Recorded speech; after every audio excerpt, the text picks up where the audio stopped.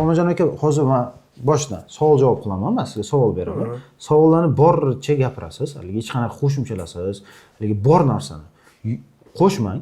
Qiynalganini bu joyingizni qiynaldim deng. Mana bu narsalarning kamchiliklarni ayting. Masalan,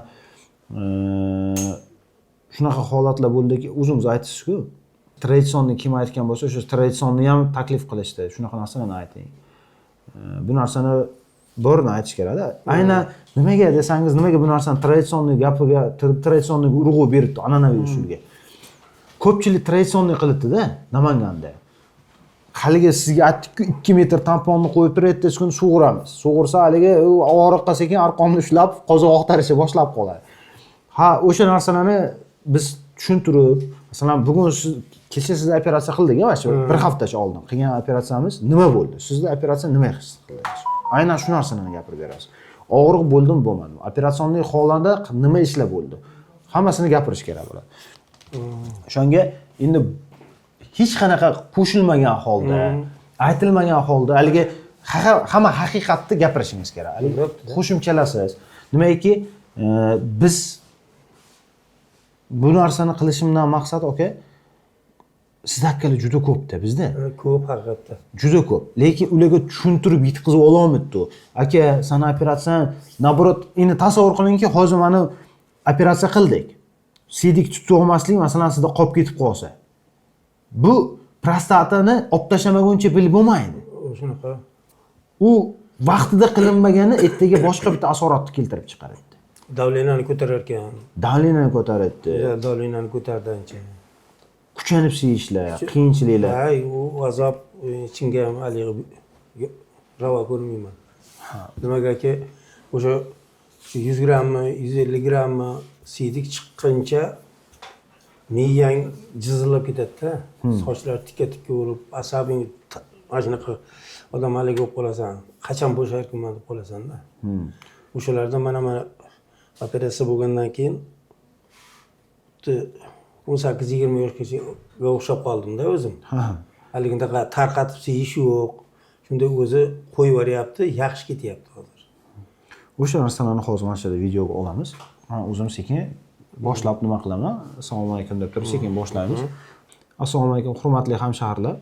Bugungi videoni olishimizdan maqsad biz qanday operatsiyalar, nima ishlar qilishimizni maqtanish emas, faqatgina shu xalqimizga shu jarrohlik amaliyoti haqida gap ketganda ko'pchilik qo'rqib o'zini olib qochadi. Imkoni bo'lsa shu jarrohlik amaliyotini eshitmaslikka olishga harakat qiladi. Shu narsani biz kasallarni, bemorlarni miyasidan chiqarib tashlab, ozgina qalbiga dalda berish maqsadida olyapmiz. Sababi Hoji akamizga o'xshab turib, aziyat chekib, qiyinchilikda yurgan bemorlarimiz bizda juda ham ko'p. Nimaga qildirmaysan desa, operatsiya qo'rqaman, u bo'ladi, bu bo'ladi. Ha, avvalo Xudo, biz ham oddiy bandalarmiz. Lekin meditsina ancha rivojlanib ketdi. Oldingi meditsina usullari, oldingi usullarda operatsiya qilishlarimiz hozir yo'q. Hozirgi texnika asrida, zamonaviy meditsina asrida biz bu operatsiyalarni oldingiga qaraganda bir necha barobarga yengil, bir necha barobarga kasallarga, bemorlarga oson o'tadigan usullar chiqib ketgan. Shu asol usullarni biz klinikamizda qilib kelyapmiz. Bu videoni olishimizdan maqsad shu bemorlarni ozgina qo'rquvini yengib, shu holatda hech bo'lmasa konsultatsiyaga kelib, keyinchalik tuzalmas kasalliklarga o'tib ketishini oldini olish. Xolmajon aka, xush kelibsiz. Avvalambor bizga shu videoni olishga ruxsat berganingizga, shu videoni olishga rozi bo'lganingizga katta rahmat. Qolaversa, bizga ishonch bildirganingiz uchun katta rahmat. Xolmajon aka, bu o'zingizda mana operatsiya jarayonida, operatsiya vaqtida nimaiki kechgan bo'lsa boshingizdan, nimani his qilgan bo'lsangiz, shu narsani imkoni boricha akajon bekitmasdan, boricha gapirsangiz, ilohim shu narsa keyinchalik boshqa odamlarga manfaatli xizmat qilsa. Albatta. Mana bu klinikaga bir hafta oldin keldim. Boshqa yerlarga ham uchradim. Boshqa yerlarda hali bu mana dorini ichasan, mana yaxshi bo'lib ketadi deb aytishaverdi. Lekin analizlarni qildirgandan keyin analizlarimiz poложительно yaxshi chiqdi. Shundan keyin bu yerga kelib Sherzodbekka uchradik. Sherzodbek analizlarni boshqa yerda qildirganlarni ham ko'rib, o'zlari ham boshqa talab qildirib, bir-biriga taqqoslashdi. Taqqoslagandan keyin holat yaxshi bo'lganligi uchun maslahat berishdi menga. Bu holatni men o'zim 2 yildan beri o'zimni boshimdan o'tadi. Nimagaki shu zahar tanqib qolsam, juda qiyinchilik bilan siyardim. Bitta dorini tugatib qo'ysam, olib kelguncha holat biror kun hali kechib qolsa, o'shaning ta'siri 10-15 soatdan keyin bilinib, yaxshi qattiq og'riq paydo bo'lardi. O'sha dorini ichgandan keyin 5-6 soatdan keyin ta'sir qilib yumshatardi. Endi mana bu yigitlarning oldiga kelgandan keyin bular maslahat berdi. Hozirgi holatdagi sharoitim operatsiyani ko'tarar ekan, sababi sag'ir kasalim yo'q edi. Qonlarda uyushligi, haligindaqalari bularda operatsiyalarga mos kelganligi uchun men shunaqa qilmasangiz bo'lmaydi. 3-4 yildan keyin nima deydi, kateter deydi o'rischasiga, shunaqaga o'tib qolish holati bo'lib qolish mumkin ekan. Shuning uchun men ularga ruxsat berdim shu operatsiya qilishga. Operatsiya juda chiroyli, yaxshi holatda o'tdi. Hech qanday og'riq haligi bo'lmadi. O'zim doktorlar bilan gaplashib, ekranda qaysi holatda qanaqa qilib olayotganlarini ko'rib turdim. Shungizda bo'lib turdi. Tushundim. O'zim ko'rib, haligi nima deydi, lazerini yonganlarigacha ko'rdim, masalan, ekranda. Hali qizil cho'q bo'lib, unday o'tib ketayotganlarigacha ko'rib, o'z holatimda bo'ldim. Bu yerda 4 kun yotdim. Shu o'zlarini dorilarini qilishdi, suvlarini ulashdi. 4 kundan keyin javob berishdi. Mana hozir 3 kun uyda yotdim. Holatim baydagiga nisbatan uyda yana ham yaxshilandi-da. Endi mana ko'pchilikni ko'raman, 2 yil bo'ldi, 6 oy bo'ldi, kateter osib qo'ygan deb cho'ntagida yuradi. Endi bu narsani men o'zimga tasavvur qila olmasdim. Shuni ko'tarib qanaqa qilib yuraman deb. Mana 7 kunda olib tashlashdi bular. Endi hozirgi siyish holatim 18-20 yoshdagi yigitlik vaqtimdagi haligi siyish holati bo'ldi. Xo'ja aka, yoshingizni ichidaligini ham eslatib o'taylik. Yoshim Xudo xolasa 70 ga borib qoladi yaqinda.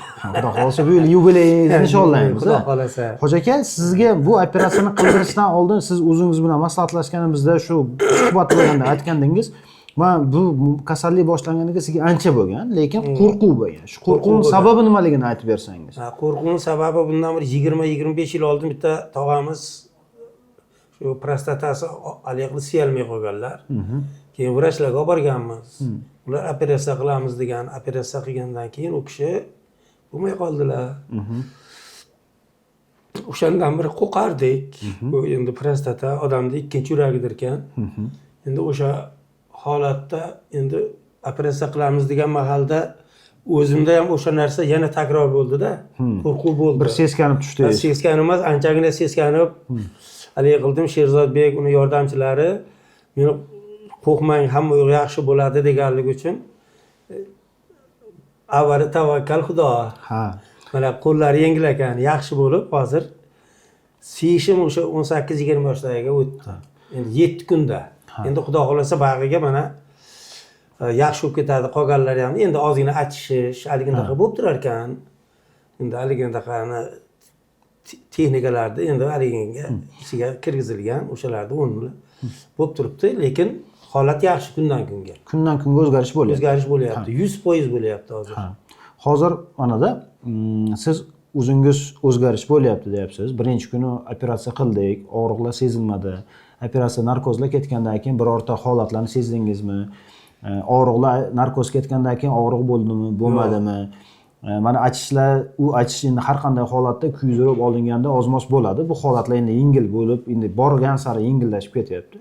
Endi sizga bitta savol, shu qilingan ish bugun sizni tortgan jabrlaringiz, mana operatsiyadan keyin tortgan jabrlaringiz, endi achish siyishlar ham bu vaqtinchalik. Qanchadir bu odam uchun diskomfort, qanchadir aziyat hisoblanadi-da.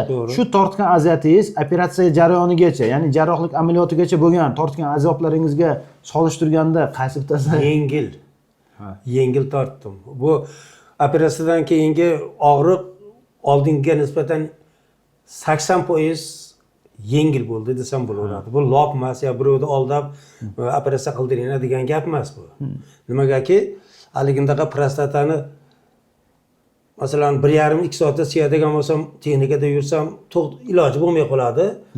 Bir yerga borib shu bo'shaladigan bo'lsam, 1 minut, 2 minut qo'yavermay turardi.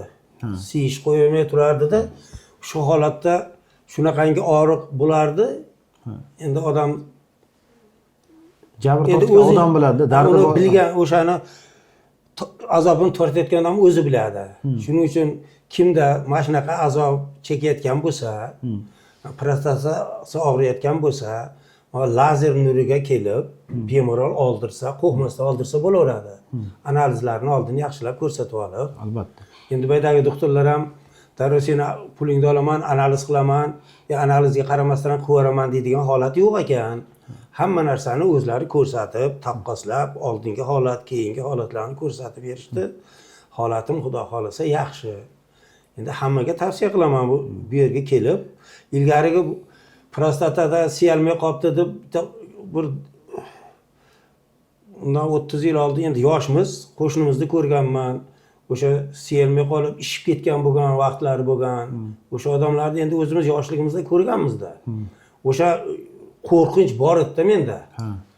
O'sha qo'rqinchni boya kelgandan keyin sizlar yo'qotdilaring. Operatsiyagacha o'zi yo'qadi bo'ldilaring-da endi gapni ochig'i. Bu maqtanish emas, sizlarni gap haqda qo'yish emas bu.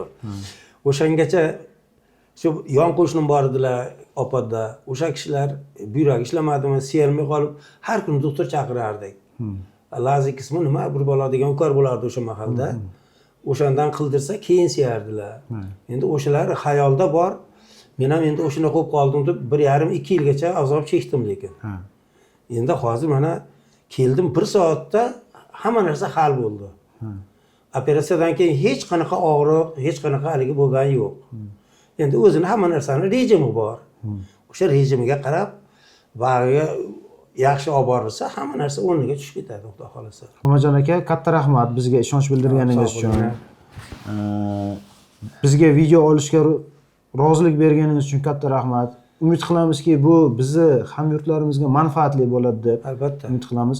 Biz ham shu xalqqa xizmatdagi odamlarmiz, shu xalqqa farovonligi uchun, shu xalqqa bir manfaati uchun harakat qilamiz.